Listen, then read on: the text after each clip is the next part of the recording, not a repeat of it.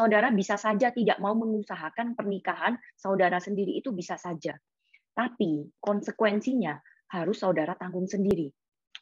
Contohnya ya, kita lihat ada banyak sekali anak-anak yang memiliki karakter sangat sulit membuat keputusan. Ada kelainan-kelainan dalam diri anak-anak. Itu terjadi karena apa? Karena orang tuanya tidak menjaga aspek-aspek dalam pernikahan itu. Karena istri yang terlalu dominan, akhirnya punya anak laki-laki, tapi sangat sulit membuat keputusan misalnya. Laki-laki itu harusnya punya natur yang kuat ya dalam memimpin, dalam membuat keputusan itu harusnya punya keyakinan yang kuat gitu ya. Kalau itu dikembangkan dengan baik semasa dia kecil. Tapi dengan adanya ibu yang terlalu dominan, itu akan tertekan. Dan akhirnya menjadi kelainan dalam diri anak laki-laki gitu ya. Dia menjadi lemah kemauan, lemah dalam membuat keputusan seperti itu. Jadi oke, bisa saja saudara tidak mau menjalankan apa yang tertulis dalam Alkitab, bisa saja. Tapi ingat, konsekuensinya itu kita harus tanggung sendiri. Nah, sepenting itu ya, kita harus menjaga aspek-aspek dalam pernikahan itu. Berarti prinsip-prinsip yang tadi sebetulnya sudah ada di dalam Alkitab, tapi untuk kita menjalankan di saat hidup kita di zaman modern ini tampaknya sulit sekali ya. Iya, memang sulit diterapkan di dunia modern. Tuhan setelah menciptakan, Tuhan bukan tinggalkan dunia ini begitu saja ya. Tapi Tuhan menciptakan dunia ini, kemudian Tuhan tanamkan norma-norma ya, aspek-aspek yang tidak terlihat oleh mata, tapi itu ada. Dan kita harus menjalani itu gitu ya. Kita harus mengakui itu. Walaupun ini sulit ya, dunia modern mungkin tidak bisa mengakui itu, semakin lama semakin jauh dari apa yang ada di dalam Alkitab, dan itu kalau semakin jauh itu berarti semakin sulit kita untuk melakukan prinsip-prinsip yang ada di dalam Alkitab. Tapi kita tetap harus percaya bahwa Tuhan yang menciptakan dunia ini, Tuhan juga menciptakan norma-norma yang ada, Tuhan menciptakan aspek-aspek ke dalam diri manusia yang sudah Dia ciptakan. Dan kalau kita tidak mau menjalani apa yang ada di sini, ya kita sendiri yang harus tanggung konsekuensinya. Nah, kalau kita mengingat orang-orang yang non-Kristen begitu, yang nggak pernah baca Alkitab, mereka kan mungkin nggak mengetahui tentang aspek-aspek pernikahan ini. Orang-orang tersebut apakah pernikahannya tidak bisa berjalan dengan baik? Kita coba lihat masyarakat kuno ya. Contohnya adalah kakek nenek saya misalnya ya. Kakek nenek saya itu bukan orang percaya. Kakek nenek saya bukan orang Kristen. Tapi dalam kehidupan pernikahan kakek nenek saya, mereka memegang teguh yang namanya ordo suami istri. Mereka nggak pernah baca Alkitab ya.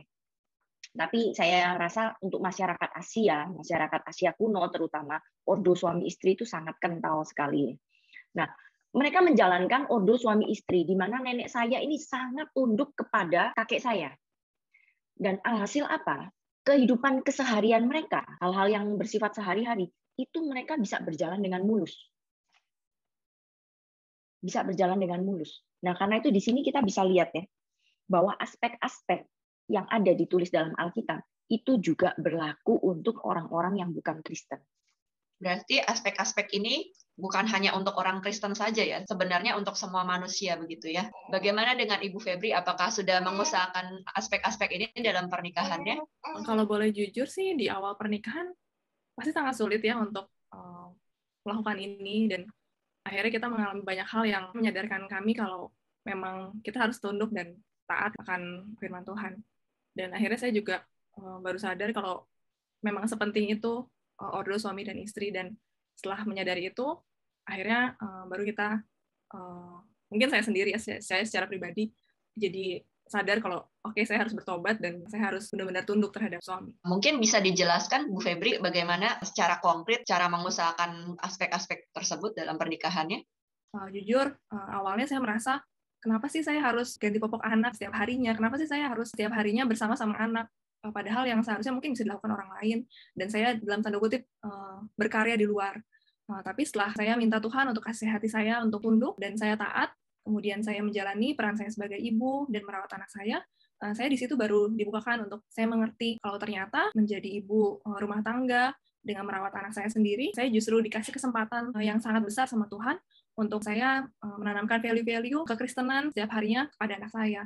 Mungkin kalau dilihat, anak saya bisa melihat saya sebagaimana saya setiap harinya selama 24 jam sehari, 7 hari seminggu. Saya nggak bisa tutup-tutupin apapun kepada dia. Bagaimana saya memperlakukan suami saya, bagaimana saya bersikap kepada dia saat saya emosi, apakah saya meluapkan emosi saya atau saya bisa mengendalikan itu. Dan mungkin sebenarnya hal-hal kecil seperti itu yang menjadi, kalau dibilang, momen anugerah yang bisa kami rasakan bersama dan akhirnya kami bisa bertumbuh bersama. Yang mungkin saya nggak akan bisa dapatkan kalau saya nggak tunduk dan saya taat. Mungkin untuk yang melihat acara Matcha Latte pada episode kali ini, ada yang baru pertama kali mengenal soal aspek-aspek dalam pernikahan ini dan belum pernah mengusahakannya dalam pernikahan mereka. Mungkin bisa Ibu Febri dan Vikaris Vera memberi tips bagaimana untuk memulai mengusahakan aspek-aspek ini dalam kehidupan pernikahan. Yang saya rasakan, aspek doa itu satu hal yang sangat penting untuk saya. Karena saat saya mulai merasa saya sulit untuk tunduk terhadap suami, sulit untuk mengusahakan aspek-aspek itu, saya biasanya minta Tuhan untuk kasih saya hati untuk mau tunduk dan taat kepada suami. Dan biasanya saya mendiskusikan kepada suami, kira-kira apa sih yang dia ingin saya usahakan, apa sih yang dia ingin saya untuk ubah, sehingga membuat dia juga sama-sama berubah dan semakin lagi bertumbuh satu sama lain. Intinya doa gitu ya.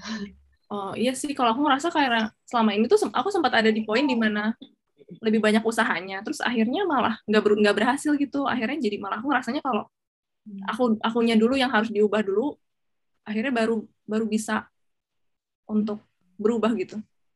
Kita mulai coba melihat bahwa pernikahan itu bukanlah suatu kontrak yang mencekik leher seumur hidup gitu ya. Bukan itu, tapi pernikahan itu anugerah dari Tuhan, di mana ketika kita ada di dalam pernikahan itu berarti kita bisa berkembang, kita bisa bertumbuh. Karena lebih banyak wanita yang mengeluh dalam pernikahan. Jadi sebaiknya kita bisa melihat pernikahan itu bukanlah suatu kontrak yang mencekik leher, tapi suatu anugerah dari Tuhan. Pertama-tama mungkin itu yang perlu kita sadari dulu.